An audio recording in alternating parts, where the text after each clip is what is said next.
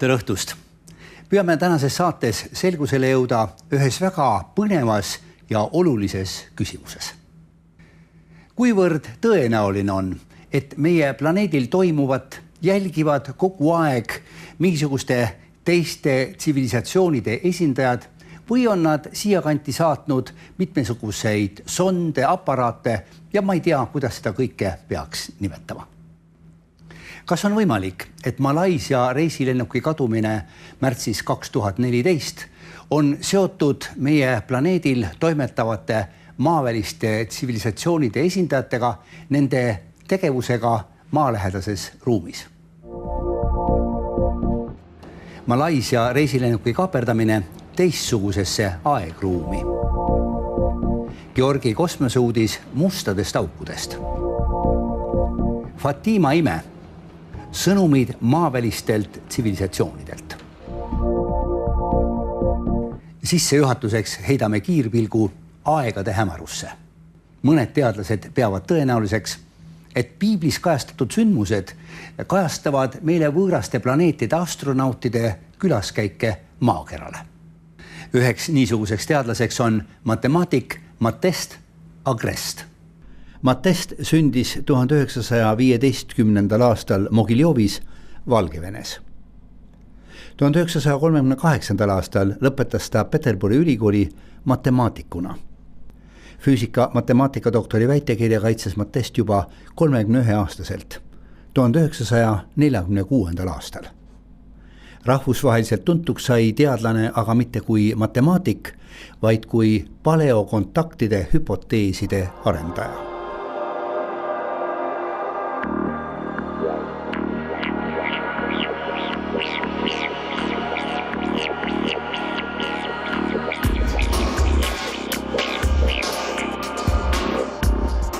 Kolmekümne aasta jooksul kirjutas Matest mitu selles valdkonnas tähelepanu äratanud artiklit. Nendes esitab teadlane hulgaliselt tõendeid lähemas ja kaugemas minevikus toimunud maaväliste astronautide külaskäikudest maakerale. Oma kirjutistes käsitleb Matest ka piiblis kajastatud sündmusi. Füüsika matemaatika doktor Matest Agrest on üks paljudest teadlastest, kes on veendunud maaväliste tsivilisatsioonide korduvates külaskäikudes maakerale. Tänases saates me ka selgitame, kuidas supertsivilisatsioonid tohutuid kaugusi ületavad. Enne aga käime ära Tartu Ülikoolis Füüsika Instituudis.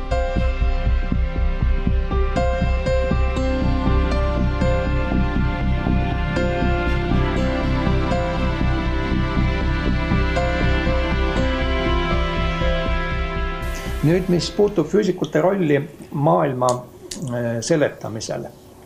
No mitte kõik füüsikud ei ole siiski nii pretensoonikalt arvanud või selline mees nagu John von Neumann või matemaatik, teoreetiline füüsik, kvantmehaanika alustega tegelenud eelmisel sajandil on öelnud kogunisti niimoodi, et teadused, eelkõige loodusteadusi, füüsikat silmas pidades ei püüagi midagi seletada. Vaevalt, et ta isegi püüab midagi interpreteerida. Ainus asi, mis ta teeb, on see, et ta ehitab mudeleid. Mudelid on teatud sellised matemaatilised konstruktsioonid, mis koos sõnalise interpretatsiooniga lubavad teha ennustusi. Ja ainus asi ongi, et ennustused ja siis kas peavad paika, ei pea paika. Kui peavad paika, siis on hea mudeliga tegemist. Kui ei pea paika, siis tuleb mudelit arendada või täiustada. Ja kaugele me niimoodi jõuda võime. Üks teine eelmise sajandi füüsika, võib-olla tuntumgi nimi, Richard Feynman, on kuskil oma raamatus spekuleerides või rääkides füüsika võimalikust lõpust. Ega miski ei ole antud kestma igavesti jumalast. Toob välja kaks sellist stsenaariumit, et üks võimalus, et me saamegi kõik põhilise teada. Aga teine on see, millest me veidikene ka rääkisime juba, et see uue teadasaamine muutubki nii raskeks, noh, kas ei ole raha või on ta tehniliselt nii raske, et see mäng, me tüdineme ära lihtsalt sellest mängust, me hakkame millegi põnevamaga või huvitavaga tegelema. Teadlastele võiks pikaks ajaks põnevust pakkuda tegelemine näiteks maaväliste tsivilisatsioonidega. Mõnede USA astronautide väitel on maaväliste tsivilisatsioonide ruumilaevad mitte kellegi lennukas fantaasia, vaid sageli esinev reaalsus.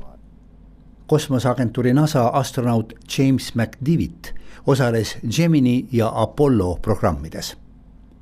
Aastal 1965 viibis ta kosmoselaeva Gemini 4 pardal. Tiireldes 160 kilomeetri kõrgusel ümber maakera märkas James tundmatut eredat valgust kiirgavat objekti. Arvatavasti oli seda ta juba mõnda aega jälitanud. One of our pioneer astronauts was Brigadier General James McDivitt. In 1965, General McDivitt spent 4 days in outer space as command pilot of Gemini 4. General McDivitt, have you ever seen a UFO? Yes. During my flight on Gemini 4 in 1965, I saw an object in space fairly close to our spacecraft that I could not identify. It looked to me like maybe the upper stage of another rocket. I tried to take some pictures of it, but unfortunately the pictures did not come out properly. We never were able to identify what it was, and all of our ground radar tracking data indicated that there shouldn't have been another object anywhere near us at the time. Maaväliste lendavate objektidega on korduvalt kokku puutunud ka endise Nõukogude Liidu kosmonaudid. Aastal 1963 viibis kosmonaut Valeri Põkovski kosmoselaeva Vostok 6 pardal. Munakujuline UFO saatis Põkovskit tükk aega tema orbiidil ümber maakera. Paljud Venemaa teadlased on veendunud. UFOd on maaväliste tsivilisatsioonide ruumilaevad. Kuidas aga ruumilennud universumi tohututes avarustes siiski toimuvad. Ühe võimaliku versiooni on pakkunud välja Carl Sagan. Ta õppis Chicago ülikoolis füüsikat ning sai aastal 1960 doktorikraadi astronoomias ja astrofüüsikas. Carl Sagan töötas mitmes USA ülikoolis ja teadusasutuses ning oli kosmoseagentuuri NASA konsultant. Ta oli väga viljakas kirjanik ja publitsist ning loodusteaduste populariseerija. Kõige rohkem said maailmas tuntuks Carl Sagani arutlused ja tööd maavälise elu ja selle otsingute teemadel. Ta mängis juhtivat rolli teisi planeete uurima saadetud kosmosesondide väljasaatmise juures. Seekordne Georgi kosmoseuudis teeb lühikokkuvõtte Carl Sagani nägemusest, kuidas oleks võimalik kasutada musti auke maailmaruumis liikumiseks. Mustad augud moodustuvad tähtede hävimisel. Sureva tähe ümber tekib niivõrd tugev gravitatsiooniväli, et sellesse imetakse isegi valgus. Musti auke ei ole võimalik näha, kuid need on füüsikaliste meetoditega mõõdetavad. Mustade aukude taolised nähtamatud laigud on Sagani ja teiste teadlaste arvates galaktika vahelise transpordisüsteemi loomise eelduseks. Pöörlevasse musta auku kukkunud ese võib kusagil jälle välja ilmuda teises kohas ja teises ajas. Carl Sagan kirjutab, võib-olla on linnude ja maavälise ühiskondade liit seadnud sisse mustadele aukudele tugineva kiirtranspordisüsteemi. Sõidukid juhitakse läbi ühendatud mustade aukude võrgustikku. Lõpuks jõutakse just selle musta augu juurde, mis on sihtpunktile kõige lähemal.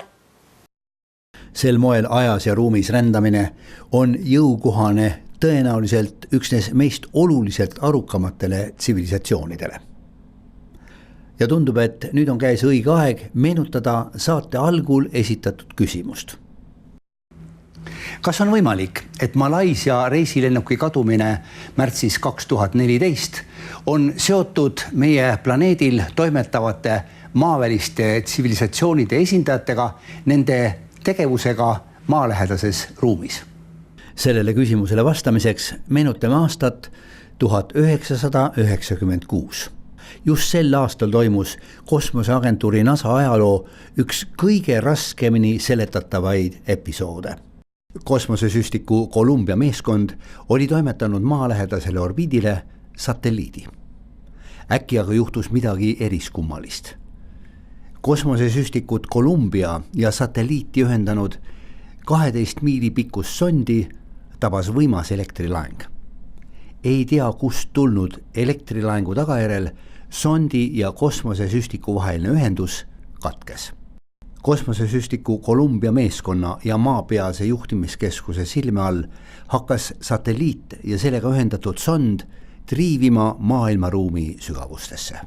Kui on võimalik midagi niisugust, siis pole põhjust imestada, et aeg-ajalt mõni reisilennuk teadmata kadunuks jääb. Meenutame, et märtsis 2014 kaduma läinud Malaisia reisilennuki otsimistööd lõpetati 17. jaanuaril 2017.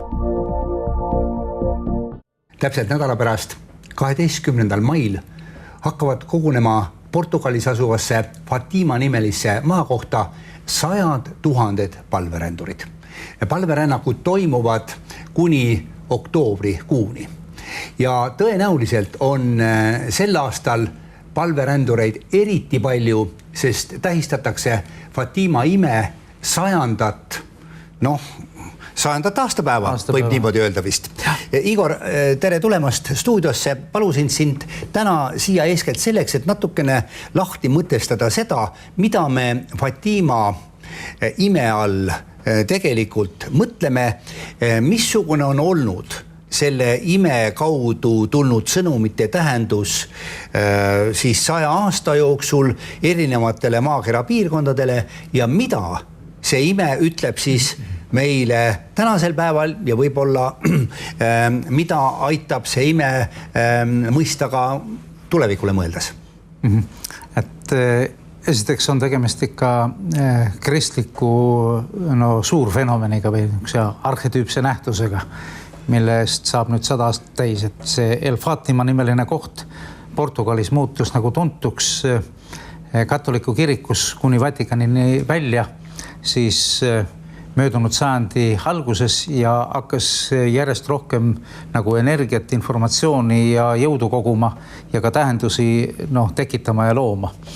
Et tal on religioosne teoloogiline tähendus, siis tal on teaduslik ja ka müstiline tähendus ja lõppkokkuvõttes on argiteadvusele tohutu oluline selline sekulaarne ilmalik ja ka poliitiline mõõde, sest et Fatima ime koosneb siis niisugustest komponentidest nagu ma muidugi kuritarvitan oma positsiooni ja nimetan jälle nähtusi anomaalseks keskkonnanähtuseks, sest tegemist oli teise päikese või väga suure päikesega, eriti sündmuste või selle ahela 6. sündmuse lõpus 13. oktoobril oli näha eriti suurt päikeseketast tavalise päikese kõrval. See pildus erinevaid sädelusi ja kiiri ja värvuseid ja seal tekkis valgusnähtuste niisugune nagu korduv esinemine. Enne seda vaatuse lõppu oli sadanud meeletult vihma kogu selle Fatima ümbruse põld, kuhu oli arvestatakse 70 000 inimest kogunenud. Seal oli ajakirjanikke, seal oli fotograafe, seal oli vaimulikke, seal oli ilmalikke, seal oli usklikke, seal oli skeptikuid, vastaseid, kõiki. Ja seetõttu on säilinud väga palju huvitavaid fotosid ja me oleme neid juba pisut näidanud ja näitame ka tänases saates veel. Ja Igor, üks vaheküsimus veel. Kas me võime öelda, et tegemist oli ka teatud määral ufoloogilise nähtusega? No sinna ma jõuan, seepärast iga keskkonna anomaalia, kui teda hakata ettevaatlikult lahti võtma, siis sealt tuleb välja nagu Matrjoška sellest imelikke asju. Et see tohutu päikeseketas, sellest siis ilmus lõpuks selline korduvalt jälle kaunis naisolevus, mis ilmus siis nendele kohalolijatele, karjase lastele, kelle tsentrumis oli siis Lucia Santos, kes hiljem kiriku poolt aastakümneid hiljem kuulutati ka pühakuks ja ta sai vastu võtta sõnumi mille ta hiljem siis pani enda poolt kirjutatud raamatutesse. See sõnum oli katoliku nii-öelda keskuse Vatikani poolt kogutud. Need tekstid olid äärmiselt huvitavad ja see sisaldas nagu tulevase maailma nagu arengute kirjeldusi kuni ütleme siiamaani välja, kus me istume täna siin stuudios ja sellele järgneval perioodil. Et ilmutusi oli kokku 3 või rohkem? Ilmutusi oli 6, kuid sõnumeid oli 3 ja need sõnumid olid sellistes pakettides, mis siis maailma avalikkuse ette kirik tõi etapiliselt. Õde venda Franciscole ja Jacintale ning nende onutütrele Luciale ilmutas neitsi Maarja end esmakordselt 13. mail 1917. aastal.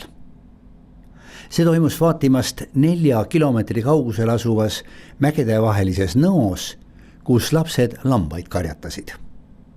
Pilvitus taevast lõi kella 12 paiku alla 2 välgunoolt. Seejärel ilmus ühe noore Kivitamme kohale hele valgus ja lapsed nägid valgesse riietatud naist. Ta pöördus Lucia poole ja keelitas lapsi igapäevaselt roosikrantsi palveid lugema. Valgesse riietatud naine soovis, et sõda lõpeks ja saabuks jällegi rahu. Ta palus lapsi järgneva 6 kuu jooksul 13. kuupäevadel olla samal kellaajal samas kohas.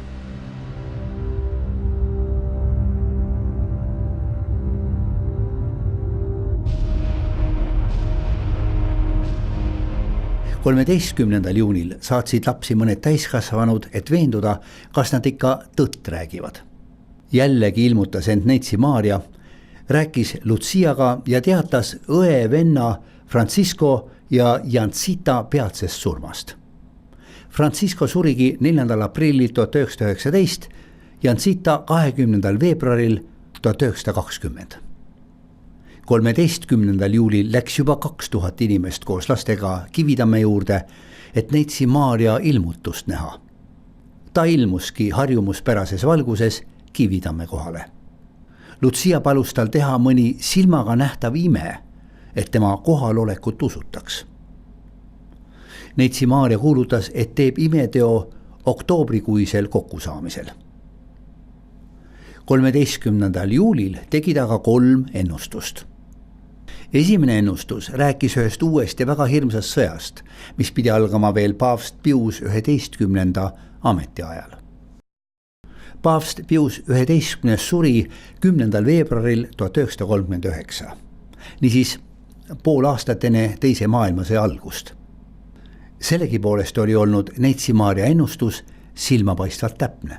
Muide, paavst Pius 11. olid üpriski tihedad suhted ka Eestiga. Eesti saadikuks Püha Tooli juures oli aastatel 1933 kuni 1939 kunagine peaminister ja diplomaat Otto Strandman ja aastatel 1939 kuni 40 välisminister Karl Selter.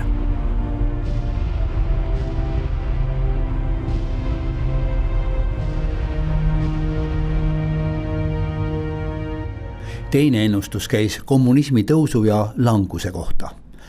Oktoobris 1917 toimuski Venemaal suur sotsialistlik oktoobrirevolutsioon, mille käigus bolševikud kukutasid Petrogradis Venemaa ajutise valitsuse.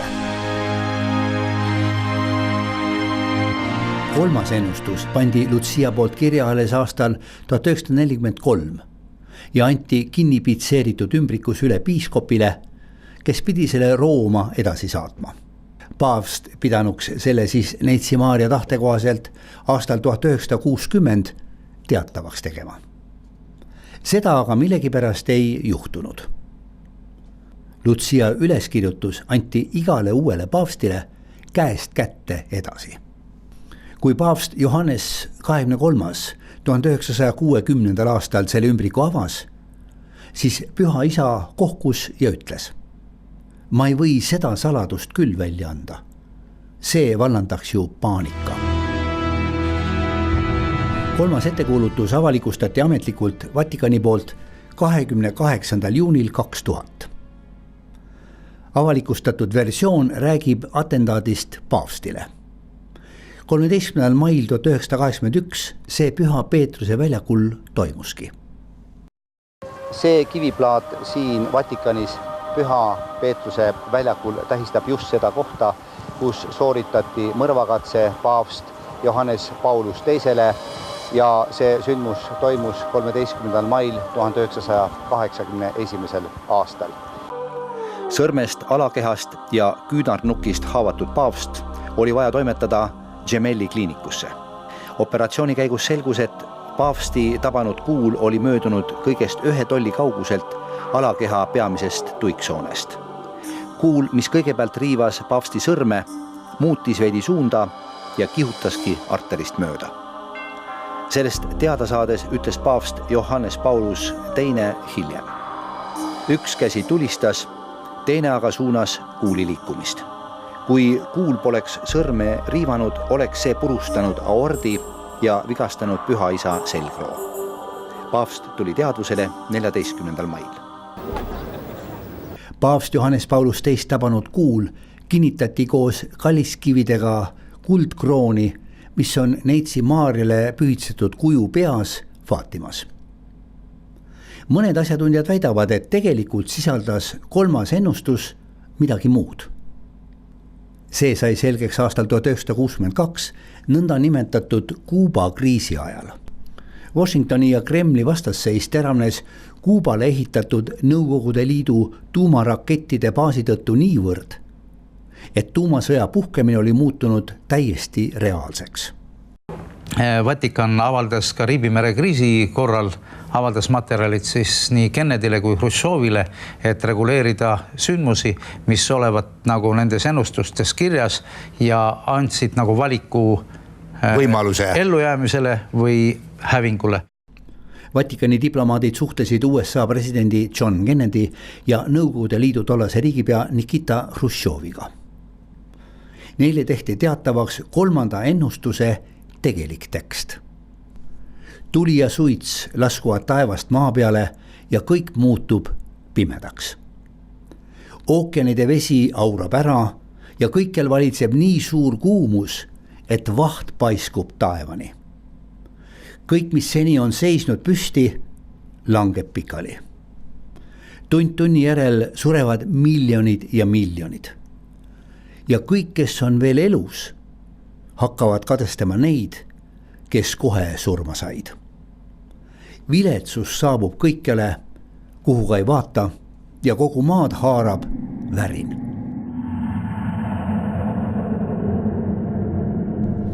Faatima 3.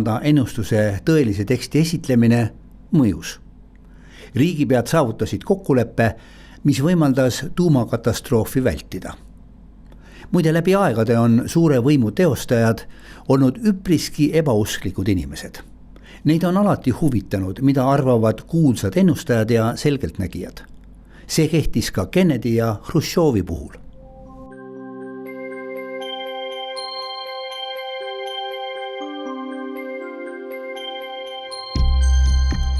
...13. oktoobriks lubatud imetegu tõi kohale kaugelt rohkem kui 50 000 inimest. Tol päeval sadas nagu oavarrest, teed olid porised, kuid inimesed muudkui tulid ja tulid. Äkki vihmasadu lakkas. Neitsi Maarja ilmus 3 karjalapsele ja palus, et siia samasse püstitatakse tema auks kabel. Pärast väheseid lauseid Lutsiale kadus Maarja taevasse. Sellest momendist peale said inimesed kosmilise ime tunnistajateks. Seda kutsutakse tänase päevani päikeseimeks. See oli just see, mida Neitsi Maarja oli lastele lubanud. Ajaleht Sekulo kirjutas. Imestava rahva hulga silmade ees, kes olid paljapäi oma pilgud taeva poole pööranud, hakkas päike võbisema ja tegi kosmiliste reeglite vastaseid liigutusi. Pealtnägijad ütlesid, päike tantsib. Portugalis asuva Coimbra ülikooli professor Dr. Carré kirjutab. Tähelepanu väärib asjaolu, et üldse oli võimalik oma pilku sellele sulatusahjule, päikesele suunata ja tema liikumist valu tundmata jälgida. Välja arvatud 2 korral, kui päike saatis välja helendava soojuskiirguse. Fenomen kestis ligikaudu 10 minutit. Päikeseketas pöörles eksitaval kombel ümber oma telje. Järsku kostis inimhulgast karjeid. Päike näis end taeva võlvilt lahti rebivat ja maa poole sööstvat, nagu tahtnuks kõiki oma gigantse lõõmaga hävitada.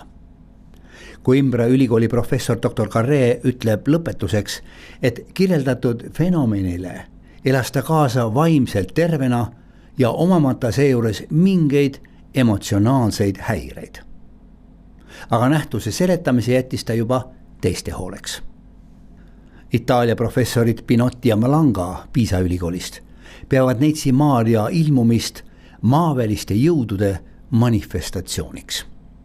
Ja nüüd küsimus, et mis seal ufoloogilist, siis selle objekti nagu tunnused, vahepeal ta võttis seal nagu kuju muuta, räägitakse ovaalsest, tumesinisest, kettakujulisest asjast, hiljem esinevatest inimeste peade kohal olevatest valgussillerdustest, nii nimetatud ufoloogiast teada fireflies ja niisugused nagu lüblikakujulised või õiekujulised fenomenid. Et sinna liitus terve rida selliseid erakordseid keskkonnailminguid. Selle keskmes oli püha olend ja teda paaril korral saatnud 2 olendit nagu mingid saatjaskond. Et ma korra mainisin 75. aastal Šveitsis Anton Billy Meieri nii-öelda nägemises või kohtumises kontaktis esines pilootide nagu juhina kaunis blond daam, kes ennast semiaaseks nimetas ja vahendas ka Anton Billy Meierile terve mahuka sadadesse lehekülgedesse ulatuvaid tekste, mis on ka kättesaadavad. Nii, ja nüüd kogu see situatsioon kulmineerus sellega, et kui see objekt lahkus, siis selleks ajaks oli kogu see piirkond ära kuivanud. Et varem porine ja ära tallatud, et tal oli nii-öelda keskkonna anomaalia, keskkonna ime, siis olendite nägemus, nii-öelda informatsioonivahetus või tekstid. Jätame täna meiegi selle võimsa nähtuse põhjalikuma seletuse tulevaste saadete hooleks.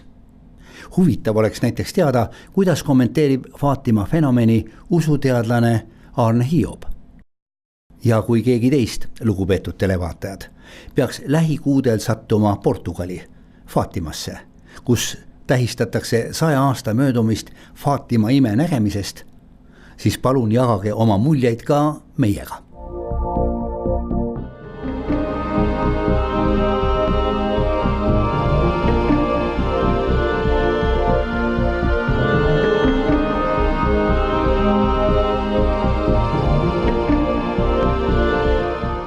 Tänan teid vaatamast ja kuulamast ja kui kõik hästi läheb, siis kohtume juba 2 nädala pärast. Seniks kõike head!